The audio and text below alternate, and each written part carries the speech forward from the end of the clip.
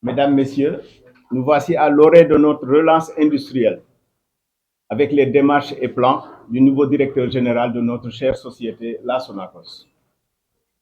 Nommé en novembre dernier, il a pris fonction et s'est attaqué aux dossiers les plus brûlants, à savoir l'approvisionnement des graines, l'approvisionnement des usines en graines d'arachide, la remise en marche de nos machines et la révision des organigrammes cibles. En ce qui concerne l'approvisionnement des graines, c'est-à-dire la campagne arachidière, aujourd'hui, nous sommes à 1280 tonnes, 11 280 tonnes d'achetées et payées. Donc, mais c'est à cause de l'endettement de la campagne passée, 2023, que nous n'avons pas pu solder parce que ce que nous avons acheté comme stock de graines n'a pas été structuré ni vendu. Donc cet argent-là qu'on a emprunté pour acheter les graines, il fallait le rembourser pour avoir un autre crédit auprès de la banque islamique. Heureusement qu'on est arrivé à ça tout dernièrement. Et le DG aussi, le nouveau DG, a pu trouver 10 milliards pour solder les opérations, les réceptions de graines au niveau des usines. Donc, comme je l'ai dit tantôt, nous sommes à 11 280 tonnes de graines achetées. Hier même, on a commencé à avoir d'autres camions. Donc, les réceptions vont reprendre au niveau des usines. Avec l'aide des autorités étatiques, nous sommes arrivés ces derniers jours à satisfaire les exigences de la Banque islamique et sur ce point, de solder les autres banques pour un bon et vrai fonctionnement de la Sonacos, sans oublier les 10 milliards reçus et injectés dans la campagne la semaine dernière. Les installations, tout le monde sait que les installations de la Sonacos, c'est depuis Mathusalem, c'est depuis du temps de colons. On a beau faire, refaire, remise en état, modernisation et tout, ça n'arrive pas. Donc c'est pourquoi que l'année dernière, M. Obidian Fada n'a pas pu travailler le stock qu'il avait acheté, les 22 850 tonnes qu'il avait acheté, parce que les machines n'arrivaient pas à marcher. Donc aujourd'hui, le nouveau DG, il a présenté au conseil d'administration un programme nommé Plan 2RU, un plan de relance et de restructuration en urgence, pour un montant global de 306 milliards. Il a déjà commencé les démarches avec la banque, le FMI, qui est venu au niveau de la Sonacos et qui a déjà fait le tour des usines pour voir de visu ce que le DG les a promis. Alors, à ce qui concerne les effectifs, la Sonacos est sous-effectif depuis longtemps, mais c'est à cause du manque de graines qu'on ne peut pas embaucher en CDI des travailleurs. Donc, on a plus de 2000 saisonniers, mais malheureusement, qui, depuis presque 18 mois, 16 mois, 17, 18 pour certains, on ne peut pas travailler parce que si les machines ne marchent pas, on ne peut pas augmenter nos charges de façon négative comme ça. Donc, il faut attendre qu'il y ait de la matière, mais aussi attendre que les machines puissent fonctionner pour qu'on puisse réembaucher certains. Mais aujourd'hui, même au niveau des permanents, il y a un gap à combler. Il y a beaucoup d'intérim. Il y a des gens qui sont là, qui occupent 2 à 3 postes parce qu'on n'a plus les effectifs. Et on ne peut pas augmenter les charges alors que les machines ne marchent pas. Et c'est pour ça que ce manque de matières premières, il fait que la Sonacos n'arrive pas à se remettre debout et que les milliers de saisonniers sont au chômage depuis 18 mois. Nous pensons qu'il est temps de fermer définitivement les frontières afin que la matière première de l'industrie locale reste sur place. Parce que les graines d'arachide, ce n'est pas seulement la Sonacos. Il y a Copéol, il y a Wao, il y a CAIT Touba, il y a au moins 300 petites unités qui sont autour de Touba. Et toutes ces unités emploient des Sénégalais et vivent des arachides graines. Donc si on laisse les étrangers continuer à exporter nos graines, c'est vraiment tuer l'emploi au Sénégal. Et au finish même tuer l'industrie. Parce que l'industrie ne vit que de graines d'arachide comme matière première.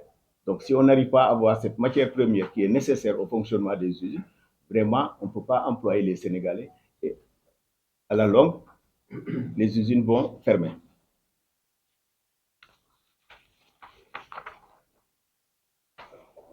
Cela permettra des embauches, mais aussi de quoi avoir des ressources financières pour moderniser les installations. Donc, s'il n'y a pas de rentrée de fonds, la société ne peut pas évoluer parce qu'il y a même des difficultés pour le fonctionnement normal. Donc, la première décision du nouveau directeur que le syndicat salue entre dans le cadre de cette mise en norme des services afin de mieux faire face aux défis en vue. On a responsabilisé, il y a une note qui circule ces jours-ci, parce qu'on a responsabilisé au moins 11 directeurs centraux au niveau de la direction générale.